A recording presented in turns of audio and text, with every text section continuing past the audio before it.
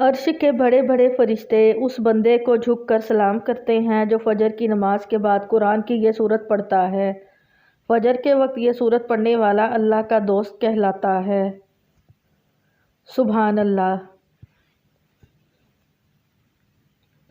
ناظرین، آپ نے کبھی سوچا ہے کہ فجر کی نماز کے بعد جب دنیا سو رہی ہوتی ہے تو اللہ کے عرش کے فرشتے کس کی تلاوت سننے کے لیے جاگتے ہیں؟ کیا آپ جانتے ہیں کہ وہ سورت کون سی ہے جس کی تلاوت کرنے والے کو فرشتے سلام کرتے ہیں؟ یہ ویڈیو آپ کو بتائے گی کہ وہ کون سی سورت ہے جو فجر کے وقت پڑھنے والے کو اللہ کا دوست بنا دیتی ہے۔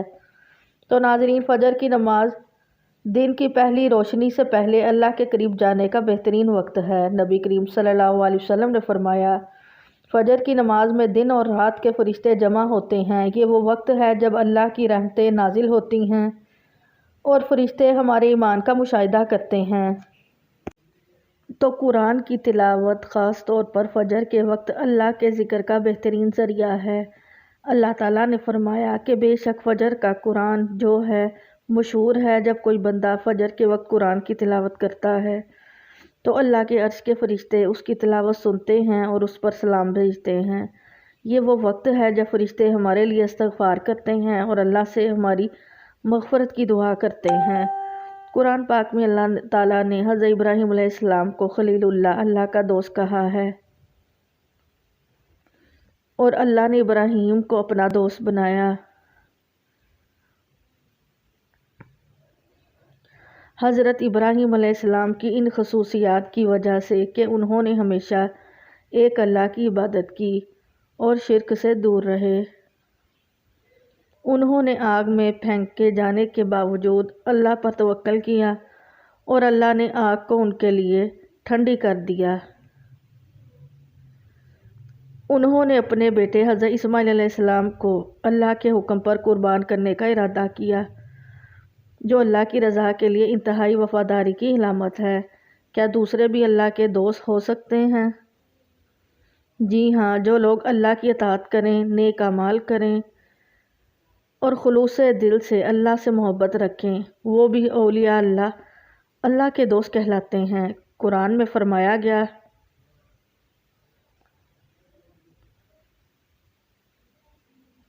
سن لو بے شک اللہ کے دوستوں پر نہ کوئی خوف ہوگا اور نہ وہ غمگین ہوں گے۔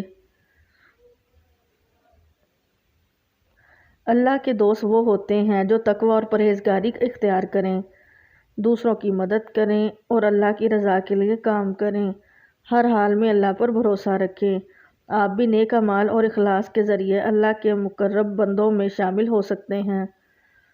محترم ناظرین، یہ وہ فضیلت و برکات والی سورت ہیں کہ جس کو پڑھنے سے نہ صرف عرش کے بڑے بڑے فرشتے اس بندے کو سلام کرتے ہیں بلکہ فجر کی نماز کے بعد جو یہ سورت پڑھتا ہے وہ اللہ کا دوست کہلاتا ہے اور اللہ اس کی دن بھر کی تمام حاجتوں کو پورا کرتے ہیں، اللہ اس کی پریشانیوں کو دور کرتے ہیں، اللہ اسے بے شمار رزق دیتے ہیں، غیب سے رزق ملتا ہے۔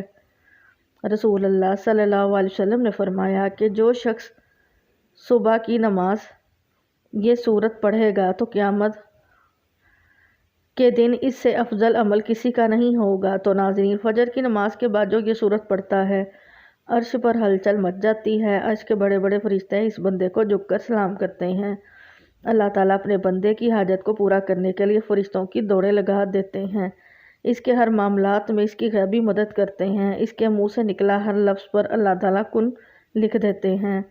محترم ناظرین کرام، ایک بہت ہی خاص اور مجرب وظیفہ لے کر آپ کی خدمت میں حاضر ہوئی ہوں کہ جس کو آپ فجر کی نماز کے بعد پڑھ لیں، لاکھوں کا قرض بھی ختم ہو جائے گا، حاجت ایک دن میں پوری ہو جائے گی۔ ناظرین، یہ کوئی بڑا وظیفہ نہیں اور نہ ہی کبھی آپ کو بڑے بڑے وظیفے بتاتی ہوں، مختصر سا عمل ہے۔ آپ کا وظیفہ نہایت ہی مختصر سا وظیفہ ہے، فجر کے بعد آپ نے اس عمل کو کر لینا ہے انشاءاللہ، پھر اس وظیفے کا اثر آپ خود دیکھیں گے، رزق مال و دولت کے انبار لگ جائیں گے۔ یہ خاص تسبیح دولت کے لیے ہے، لیکن آج کا یہ وظیفہ، یہ عمل صدقے دل کے ساتھ آپ نے کرنا ہے۔ اس عمل کو اگر فقیر بھی کرے گا تو وہ بھی اللہ پاک کی عنایت اور اس کے فضل و کرم سے دولت پر بیٹھ کر راج کرے گا۔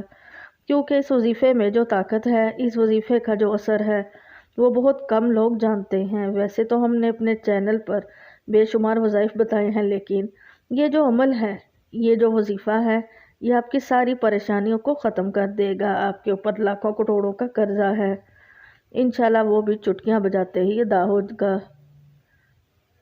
قرضوں کے ادا ہونے کے ایسے اسباب پیدا ہو جائیں گے، پھر آپ سب ناظرین خود بھی حیران رہ جائیں گے۔ آپ کے پاس دولت کی کمی ہے، آپ کرائے کے گھر میں رہتے ہیں، آپ کو سمجھ میں نہیں آتی کہ کرایہ کیسے ادا کریں، گھر کا خرچہ کیسے چلائیں، کیونکہ آج کل مہنگائی بھی تو اتنی زیادہ ہو گئی ہے کہ ایک وقت کا کھانا بھی مشکل ہو چکا ہے۔ ہر ماہ بجلی کے تگڑے تگڑے بل بھی ادا کرنے ہوتے ہیں، ہر ماہ بچوں کی فیسیں ادا کرنی ہوتی ہیں۔ انسان بہت پریشانی میں ہے اور انسان کو سکون صرف اللہ کے ذکر میں ہی ملتا ہے۔ یہ بات بہت ہی اہم کرنے لگی ہوں کہ جب انسان عاجزی کے ساتھ اللہ کے آگے جھک جاتا ہے، سجدے پہ سجدہ کرتا ہے اور پھر ہر سجدے میں رو رو کر گڑ گڑا کر خوب ڈھیروں دعائیں مانگتا ہے، تو اس کو بھی اللہ تعالیٰ ضرور عطا فرما دیتا ہے۔ ہم ہر وظیفے میں آپ کو بتاتے ہیں کہ اللہ سے مانگنے کا آپ کو طریقہ جب آ جائے گا تو پھر آپ کو کسی مزید وظیفے کی ضرورت نہیں پڑے گی۔ آپ نے صرف ہاتھ اٹھانے ہیں اور آپ کو ملنا شروع ہو جائے گا، لیکن اس سے پہلے آپ کے کچھ اعمال ہوتے ہیں۔ آپ جو چھوٹی چھوٹی غلطیاں کرتے ہیں، جن کو اگر آپ سدھار لیں گے اور آپ اپنے کاروبار میں حلال طریقے سے کاروبار کریں گے یا رزق کمانے میں حلال ذرائع استعمال کریں گے، جیسے کہ اللہ تعالیٰ کے پاک نبی صلی اللہ علیہ وسلم نے کاروبار کیا تھا، آپ بھی اسی طرح کام کریں، حلال اور پاکیزہ رزق کمائیں۔ اگر آپ جاب کرتے ہیں تو اس طریقے سے جاب کریں کہ آپ کے اوپر کوئی انگلی نہ اٹھا سکے، آپ ایمانداری سے ڈیوٹی کریں،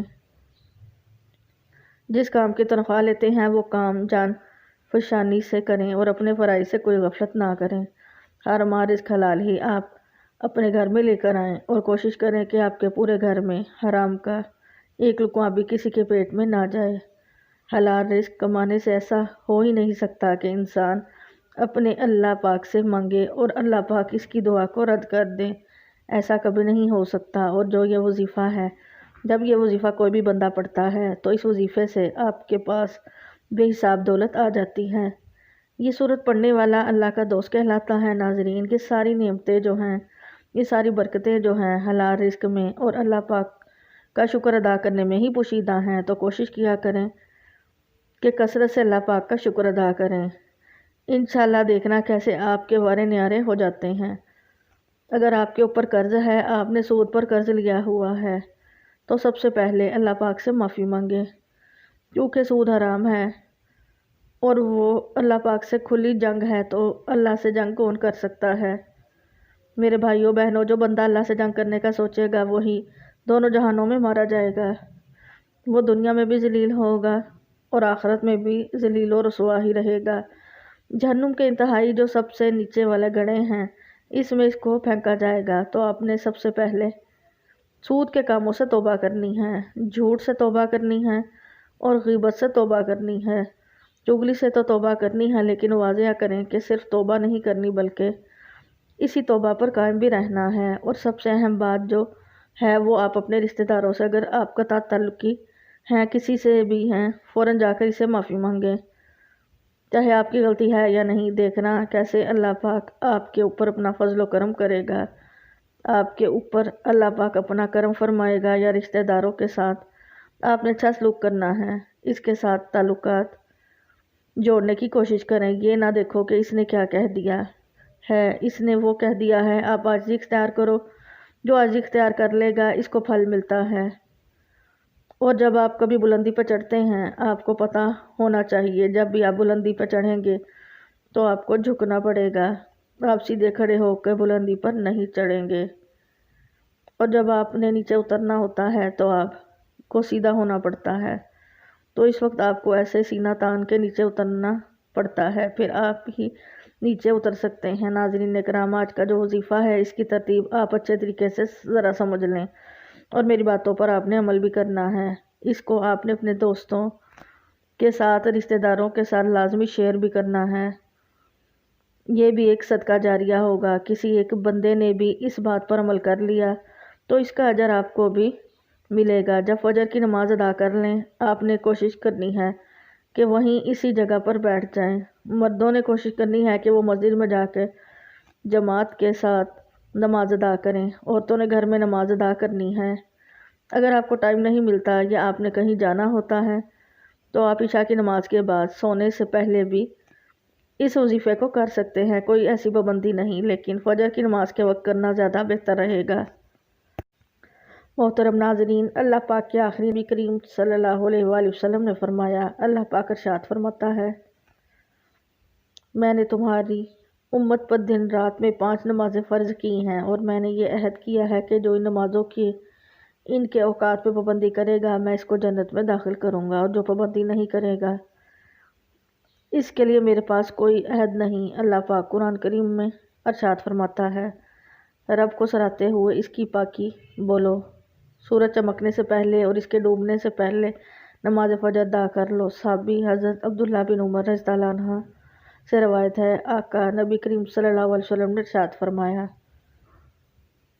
جو صبح کی نماز پڑھتا ہے وہ شام تک اللہ پاک کا ذمے میں ہے، تم اللہ پاک کا ذمہ نہ توڑو، جو اللہ پاک کا ذمہ توڑے گا اللہ پاک اسے اوندھا یعنی الٹا کر کے دوزخ میں ڈال دے گا۔ حضرت سلمان فارسی رضی اللہ عنہ سے روایت ہے، اللہ پاک کے آخری نبی کریم صلی اللہ علیہ وسلم کا فرمان ہے، جو صبح کی نماز کو گیا ایمان کے جھنڈے کے ساتھ گیا، اور جو صبح بازار کو گیا ابلیس یعنی شیطان کے جھنڈے کے ساتھ گیا۔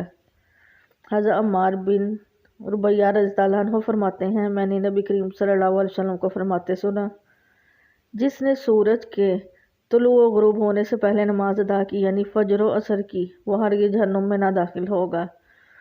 حضرت ابو عبیدہ بن جراح رضی اللہ عنہ بیان کرتے ہیں، رسول اللہ صلی اللہ علیہ وسلم نے ارشاد فرمایا، جمعے کے دن پڑھی جانے والی نماز باجماعت سے افضل کوئی نماز نہیں ہے، میرا گمان یعنی خیال ہے تم میں سے جو اس میں شریک ہوگا اس کے گناہ معاف کر دیے جائیں گے۔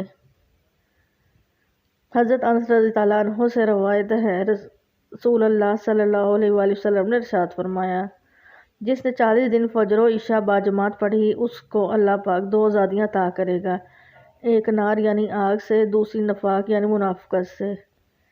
نماز جنت کی چابی ہے۔ اللہ پاک ہمیں 5 وقت نمازیں پڑھنے کی توفیق عطا فرمائے، آمین۔ یا الہی فجر میں ہم کو اٹھنے کا شوق دے، سب نمازیں ہم پڑھیں وہ ذوق دے، جو صبح کی نماز سورج نکلنے سے پہلے پڑھ لیں یعنی باجماعت ادا کریں، ایسا بندہ اللہ پاک کے ذمے میں چلا جاتا ہے، جو 2 نمازیں یعنی فجر اور عصر کی نماز شوق سے پڑھتا ہے، اللہ پاک اس کے لیے باقی نمازیں پڑھنا آسان کر دیتا ہے۔ جب اسے موت آئے گی اللہ پاک اس کے لیے جنت کے 8 دروازے کھول دیتا ہے، فجر کی سنتے دنیا کے خزانوں سے بہتر ہیں۔ اللہ پاک قیامت کے دن اسے اپنا دیدار نصیب کرائے گا۔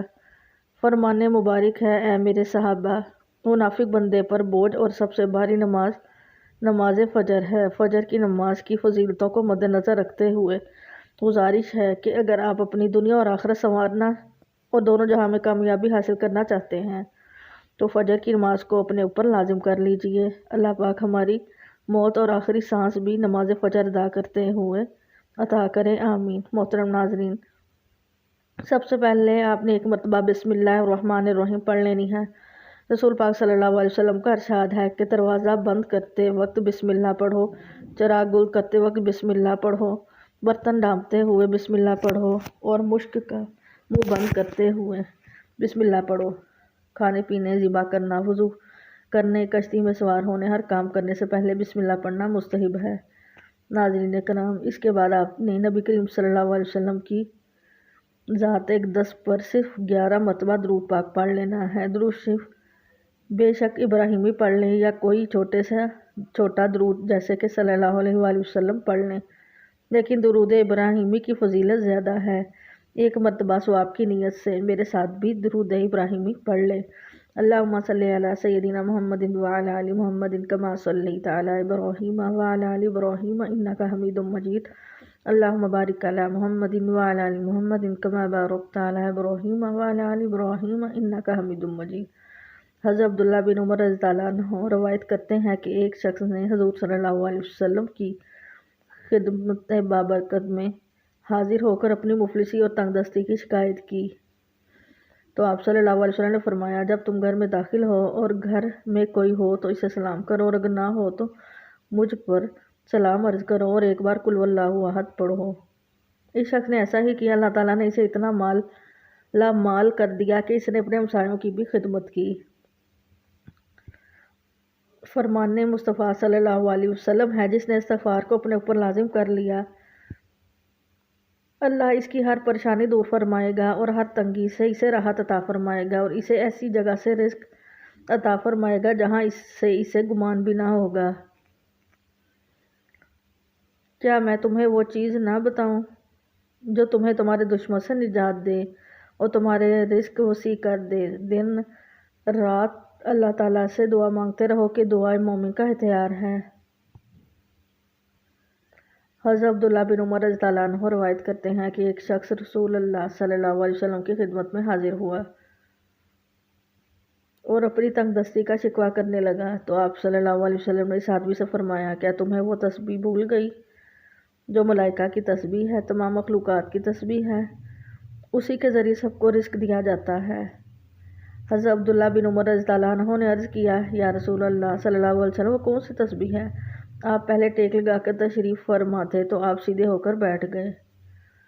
آپ صلی اللہ علیہ وسلم نے فرمایا کہ اے ابن عمر، صبح صادق کے طلوع ہونے کے بعد سے لے کر نماز فجر کے درمیان یہ کلمات سبحان اللہ و بحمدہ سبحان اللہ العظیم استغفر اللہ 100 مرتبہ پڑھ لو تو دنیا تمہارے پاس ناک رگڑتی ہوئی آئے گی، اور اللہ تعالیٰ ہر اس کلمے کے بدلے جو تم کہو گے ایک فرشتہ پیدا فرمائے گا جو قیامت تک تسبیح بیان کرتا رہے گا، اور اس کا ثواب تمہیں ملے گا۔ تو ناظرین، فجر کی نماز کے بعد 100 بار یہ تسبیح لازمی پڑھیں، سبحان اللہ و بحمدہ سبحان اللہ العظیم استغفر اللہ، سبحان اللہ و بحمدہ سبحان اللہ العظیم استغفر اللہ، سبحان اللہ و بحمدہ سبحان اللہ العظیم استغفر اللہ۔ انشاءاللہ آپ کی تمام دنیاوی پریشانیاں دور ہوں گی، اللہ آپ کی تمام حاجتوں کو پورا کرے گا، اللہ آپ کو دینی دنیاوی نعمتوں سے مالا مال کر دے گا۔ ناظرین، تسبیح کرنے کے بعد آپ نے سورۃ الاخلاص پڑھنی ہے۔ یہ وہ سورت ہے جس کے پڑھنے سے عرش کے بڑے بڑے فرشتے اس بندے کو جھک کر سلام کرتے ہیں، اور یہ سورت پڑھنے والا اللہ کا دوست کہلاتا ہے۔ حضرت ابو ہریرہ رضی اللہ عنہ نے فرمایا کہ فجر کی نماز میں دن اور رات کے فرشتے جمع ہوتے ہیں۔ تو ناظرین، یہ وہ سورت ہے جس کی تلاوت کرنے والے کو فرشتے سلام کرتے ہیں۔ سورۃ الاخلاص یہ وہ سورت ہے توحید کا اظہار ہے اور اللہ کی صفات کو بیان کرتی ہیں۔ نبی کریم صلی اللہ علیہ وسلم نے فرمایا کہ جو شخص ہر نماز میں سورۃ الاخلاص پڑھتا ہے